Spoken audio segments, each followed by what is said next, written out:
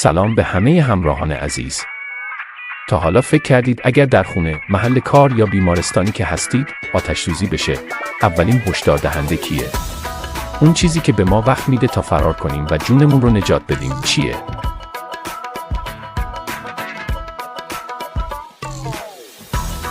قطعاً این یه قهرمان خاموشه، سیستم اعلام حریق. من آذرای شیق هستم، متخصص برق ساختمان و تأسیسات و امروز میخوایم در اولین قدم بفهمیم این سیستم حیاتی چی هست و چطور کار میکنه. سیستم اعلام حریق در یک کلام مجموعی از تجهیزات هوشمند هستش که هدفش فقط یک چیزه، تشخیص زود هنگام آتش و هشدار به موقع.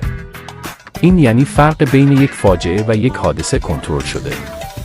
شاید بگید خب ما خودمون متوجه میشیم، اما آمارها نشون میدن که در خیلی از حوادث مردم در خواب بودن. اینجاست که اهمیت این سیستم ها خودش رو نشون میده. سیستم اعلام حریق وقت میخره و خسارت رو کم میکنه. در ایران ما باید تلاش کنیم تا فراتر از حداقل‌های قانونی بریم و از تجهیزات با کیفیت استفاده کنیم. اما وضعیت در همسایه ها چطوره؟ در ترکیه استانداردها اغلب تلفیقی از ملی و اروپایی N هست. در اروپا به طور کلی استاندارد N بسیار سختگیرانه است.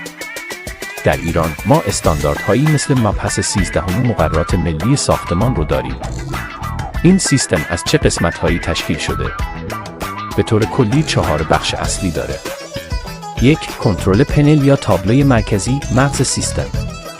2. دتکتورها، اسکرها، دودی، حرارتی، گازی. 3. وسایل هشدار دهنده، آژیرها و فلاشرها. 4. کابل کشی و اتصالات. پس دیدید.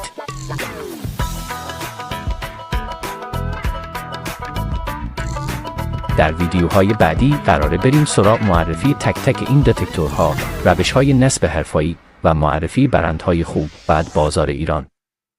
لطفاً کانال رو سابسکرایب کنید و در کامنت ها بگید آیا ساختمان شما مجهز به سیستم اعلام حریق است؟